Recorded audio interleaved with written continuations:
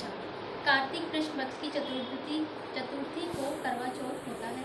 करवा चौथ का व्रत करके एक पट्टे पर जल का लोटा रखें और वायदा निकालने के लिए मिट्टी का करवा रखो।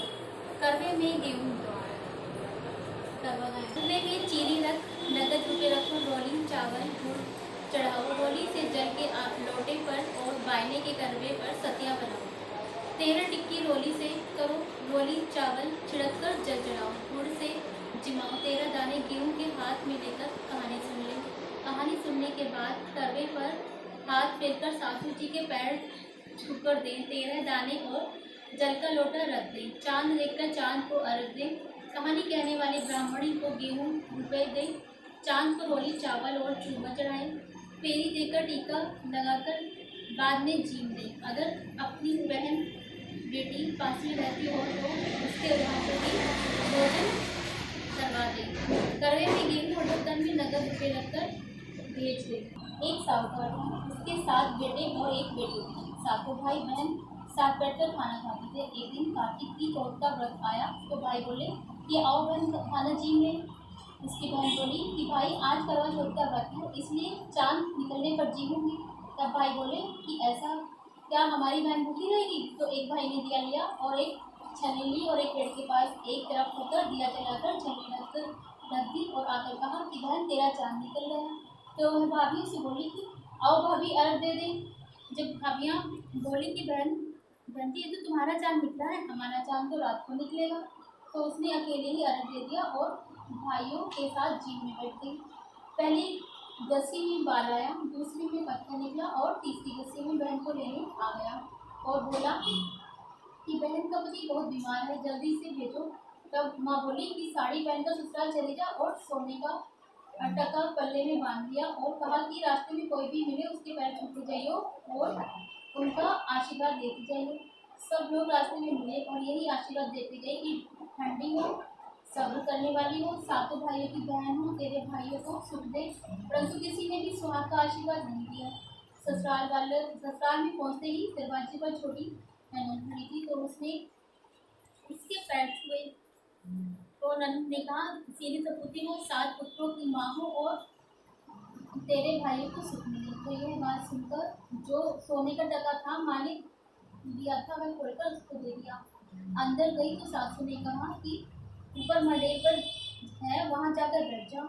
जब वहाँ गई तो देखा कि उसका पति मरा पड़ा है तो वह रोने लगी, चिल्लाने लगी।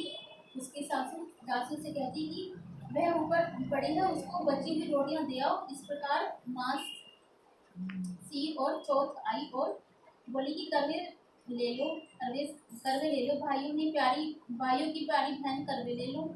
तो दिन में चांद दुगना करवे ले लो, ज़्यादा भूख वाली करवे ले लो। तब ये चौथ माता को देखकर बोली कि मेरे को उजाड़ा है तो तू ही सुधारेगी, मेरे को सुहाग देना पड़ेगा। तब करवा चौथ माता ने कहा कि पौष माता आएंगी तो वह मेरे से बड़ी है, वही तेरे को सुहाग देगी। इस प्रकार पौष माता भी आकर चलेगी। माघ की, फागुन की, चैत की, वैशाख की, जेठ की, आषाढ़ की, श्रावण की, भादो की सारी चौथ माता